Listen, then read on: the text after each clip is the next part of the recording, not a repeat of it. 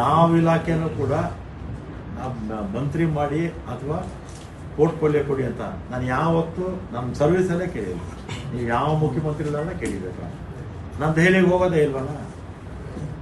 ನಾನು ಹೋಗಿರೋದು ಈ 3 ವರ್ಷದಲ್ಲಿ 3 ಸಲ ದೆಹಲಿಗೆ, 3 ಸಲ ಅಫಿಷಿಯಲ್ ಆಗಿ ನಮ್ಮ ಇಲಾಖೆಗೆ ಬರ್ಬೇಡ್ರಿ ಅಂತ ಹೇಳ್ತಾರೆ.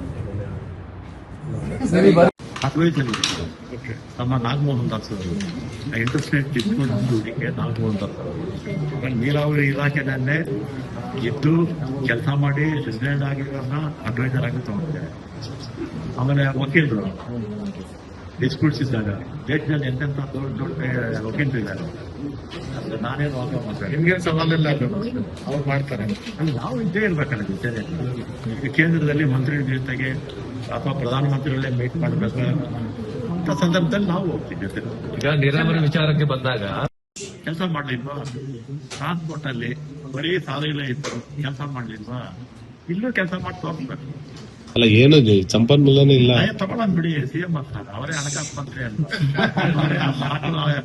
ನಿಗಮ ಅಧ್ಯಕ್ಷರು ತಗೊಂಡಿರ್ತಕ್ಕಂಥ ಪ್ರಾಜೆಕ್ಟ್ನ ಕಂಪ್ಲೀಟ್ ಮಾಡುವಂತದ್ದು ನಮ್ಮ ಸರ್ಕಾರ ಇರ್ಬೋದು, ಬಿಜೆಪಿ ಸರ್ಕಾರದಂತ ಒಂದು ಕೆಲಸಗಳಿರ್ಬೋದು, ಅದನ್ನೆಲ್ಲ ಕೂಡ ಕಂಪ್ಲೀಟ್ ಮಾಡ್ಬೇಕು ಸರ್. ಆ ಭರವಸೆ ಕೊಟ್ಟ ಮೇಲೆ ನೀವು ಶಾಂತ ಆದ್ರ ಅಂತ ಅದೆಲ್ಲ ಏನು. ನಾನು ಯಾವುದೇ ಇಲಾಖೆ ಒಂದು ನಿಮಿಷ, ನಾನು ಯಾವುದೇ ಇಲಾಖೆ ಹಿಂದೆ ವೀರಪ್ಪಯ್ಯ ಕಾಲದಲ್ಲಿ ಆಗ್ಲಿಂದಲೂ ಕೂಡ ಯಾವ ಇಲಾಖೆಗೆ ಹೋದ್ರು ಎಲ್ಲಾ ಇಲಾಖೆನೇ ಚೆನ್ನಾಗಿ ಕೆಲಸ ಮಾಡ್ತೀವಿ. ಎಲ್ಲೂ ಕೂಡ ಇಲಾಖೆ ನಾನು ಎಲ್ಲೂ ಕೂಡ ಕೆಟ್ಟದ್ರು ತಗೊಂಡಿಲ್ಲ ಸರ್. ಹೋಗ್ತೀರಾ ಸರ್?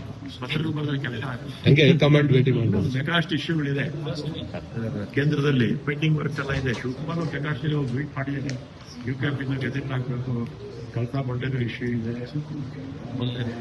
ಮಾಡರ್ನೈಸೇಷನ್ ಕೇಂದ್ರ ಸರ್ಕಾರ ಬೇರೆ ರಾಜ್ಯಗಳ ನಮಗೂ ಕೊಡ್ತಾರೆ, ನಾವೆಲ್ಲ ಪರ್ಸೀವ್ ಮಾಡ್ತೀವಿ.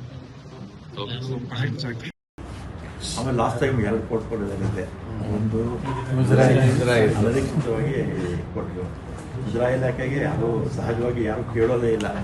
ಏನೋ ಇರೋದ್ರಲ್ಲಿ ರಾಜ್ಯಾದ್ಯಂತ ಮುಜರಾಯಿ ಇಲಾಖೆಯಲ್ಲಿ ಚೆನ್ನಾಗಿ ಕೆಲಸ ಮಾಡೋದಕ್ಕೆ ಅವಕಾಶ ಸಿಕ್ತು. ಆಮೇಲೆ 2ನೇದಾಗಿ ಸಾರಿಗೆ ಇಲಾಖೆ. ಸಾರಿಗೆ ಇಲಾಖೆ ಹೋದಂಥ ಸಂದರ್ಭದಲ್ಲಿ ಸಾಲ ಒಂದು 4,000 ಕೋಟಿ ಇಟ್ಟೋಗಿದ್ರು. ಆಮೇಲೆ ಡಿವಿಷನ್ ಇಳಿದಿದ್ದಲ್ಲ ಎಂಪ್ಲಾಯೀಸ್, ಅದೊಂದೆಲ್ಲ ಇಶ್ಯೂ ಇಟ್ಟೋಗಿದ್ರು. ಆದರೂ ಕೂಡ 3 ವರ್ಷದಲ್ಲಿ ಹೊಸದಾಗಿ 7,800 ಬಸ್ ತಗೊಂಡು 10,000 ಜನ ರಿಕ್ರೂಟ್ಮೆಂಟ್ ಮಾಡಿ 750 ಕೋಟಿಗಿಂತಲೂ ಹೆಚ್ಚು ಮಹಿಳೆಯರು ನಮ್ಮ ಬಸ್ಸುಗಳಲ್ಲಿ ಉಚಿತವಾಗಿ ಪ್ರಯಾಣ ಮಾಡ್ತಿದ್ದಾರೆ. ಆಮೇಲೆ ನನ್ನ ಅವಧಿನಲ್ಲೇ ಒಟ್ಟು 425ಕ್ಕಿಂತಲೂ ಹೆಚ್ಚು ರಾಷ್ಟ್ರೀಯ ಅಂತಾರಾಷ್ಟ್ರೀಯ ಪ್ರಶಸ್ತಿಗಳು 7 ವರ್ಷ 4 ತಿಂಗಳಲ್ಲಿ ಬಂದಿದೆ. ಹಿಂದೆ 4 ವರ್ಷ 4 ತಿಂಗಳಿದೆ, ಮೊನ್ನೆ 3 ತಿಂಗಳಿದೆ. ಒಟ್ಟು 7 ವರ್ಷ ಅತಿ ದೀರ್ಘಕಾಲ ಟ್ರಾನ್ಸ್ಪೋರ್ಟ್ ಮಿನಿಸ್ಟರ್ ಆಗಿದ್ದು ನನ್ನ ಕರ್ನಾಟಕದಲ್ಲಿ. 425ಕ್ಕಿಂತಲೂ ಹೆಚ್ಚು ಪ್ರಶಸ್ತಿಗಳು ನನ್ನ ಅವಧಿನಲ್ಲಿ ಬಂತು. ಇದಕ್ಕೆ ಕಾರಣ ಅಲ್ಲಿರ್ತಕ್ಕಂಥ 1 ಲಕ್ಷಕ್ಕಿಂತಲೂ ಕೆಲಸ ಮಾಡ್ತಾ ಇರ್ತಕ್ಕಂಥ ಎಲ್ಲ ಅಧಿಕಾರಿ ವರ್ಗದವರು, ನೌಕರ ಬಂದಿದ್ದು, ಮತ್ತು ಮಾಧ್ಯಮದವರು ಕೂಡ ನೀವೆಲ್ಲ ಭಾಳ ಸಹಕಾರ ಕೊಟ್ಟಿದ್ದೀರಾ. ಟ್ರಾನ್ಸ್ಪೋರ್ಟ್ ಇಲಾಖೆ ಇದ್ದಾಗ, ಮುಜರಾಯಿಯಲ್ಲಿದ್ದಾಗ ವ್ಯಾಪಕ ದೃಷ್ಟಿ ಕೊಟ್ಟಿದ್ದೀರಾ. ಮತ್ತು ಈಗಲೂ ಕೂಡ ನಿಮ್ಮ ಸಹಕಾರ ಇರಲಿ ಅಂತ ನಿಮಗೆ ಮನವಿ ಮಾಡ್ತೀನಿ. ಈಗ ಇದು ವಾಪಸ್ ತಗೊಂಡ್ರು, ಇಶ್ಯೂ ಆಯಿತು, ತಿರುಗಿ ಕೊಡ್ತೀನಿ ಅಂದ್ರೂ ಕೂಡ ನನಗೆ ಬೇಡ.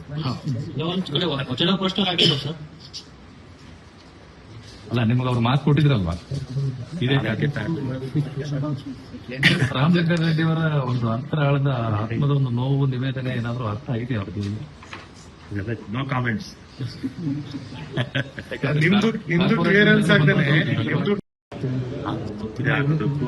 ಯಾವತ್ತೂ ನಾವೇ ಮಾಡಿದ್ವಿ. ಪೋರ್ಟ್ಫೋಲಿಯೋಗೂ ಯಾವತ್ತೂ ನಾವೇ ಅಲ್ಲ, ನೀವು 8 ಬಾರಿ ಶಾಸಕರಾದಂತರು, ಹಲವು ಬಾರಿ ಸಚಿವರಾದಂತರು, ನನಗೆ ಈ ಖಾತೆ ನನಗೆ ಅನುಭವ ಸಾಲದು ಅಂತ ಹೇಳ್ತಿರಲ್ಲ, ಹೇಗೆ? ಹೊಸ ಖಾತೆ ಅನುಭವ ಹೊಸದು ಅಂತ ನೀರಾವರಿ ನಮ್ಗೆ ಹೊಸ.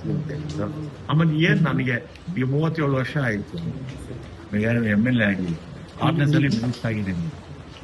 ಹೊಸದು ಅಂತ ಹೇಳಿದ್ದು ಅದೇನು ಒಂದು 2-3 ತಿಂಗಳಲ್ಲಿ ಎಲ್ಲ ಏನೋ ಅರುಣ್ ಕುಡಿ ಬಿಡೋದು ಹೇಳ್ತಾರಲ್ಲ ಆ ರೀತಿ. ಸರ್, ಇದರಲ್ಲಿ ಈ ಇಲಾಖೆಯಲ್ಲಿ ಇದೇ ಖಾತೆಲೆ ಮುಂದುವರಿದೆ. ನಾನು ಯಾವ್ದು ಕೇಳಕ್ಕೂ ಹೋಗಲ್ಲ. ಅಲ್ಲ ಸರ್, ಇಂಥ ದೊಡ್ಡ ಇಲಾಖೆ ಜೊತೆಗೆ ಅಡಿಷನಲ್ ಇನ್ನೊಂದು ಖಾತೆ ಕೊಟ್ರೆ ಏನ್ ಮಾಡ್ತಾರೆ?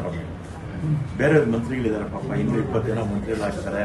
ಅವರು ಸರಿ, ಅಪ್ಪರ್ ಬಂದ್ರೆ ಅದು ಎಷ್ಟು ಪರ್ಸೆಂಟ್